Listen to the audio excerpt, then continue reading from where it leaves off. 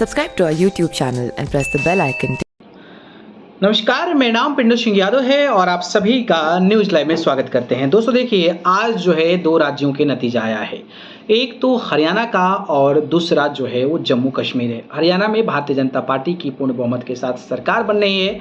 48 सीटों के साथ पूर्ण बहुमत है। कांग्रेस पार्टी को 37 सीटें आई है, जबकि INLD को 2 और IND को 3 सीटें आई है। लेकिन जम्मू कश्मीर की अगर मैं बात करता हूँ तो यहाँ पर जेकेएन का जो है 42 सीटें आई है, बीजेपी की 29 सीट आई है, कांग्रेस की 6 और JKDPF की 3, JPC की और 7 इंडी की।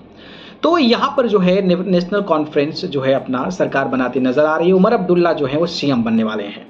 लेकिन जम्मू कश्मीर के चुनाव में एक चेहरा जो है वो काफ़ी ज़्यादा सुर्खियाँ बना हुआ था और वो चेहरा कोई और नहीं बल्कि पूर्व CM रही महबूबा मुफ्ती। महबूबा मुफ्ती के बारे में आप जानते होंगे, एक बड़ा दिग्गज नेत्री हैं।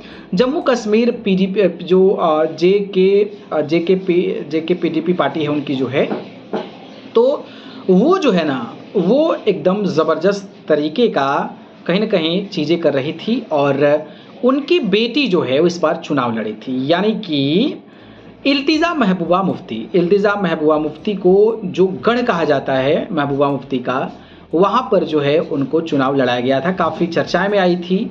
जो कश्मीर की चीज़ों को होल दिल्ली में आकर जो है उस चीज़ को कर रही थी, प्रदर्शन धरना कर रही थी और उनको जो है कहीं ना कहीं ये चीज़ें बताई गई है। लड़ाया गया था चुनाव, लेकिन उनकी बेटी जो है वो अपनी परंपरागत जो सीट है उस पर चुनाव हारते नजर आ रहे हैं।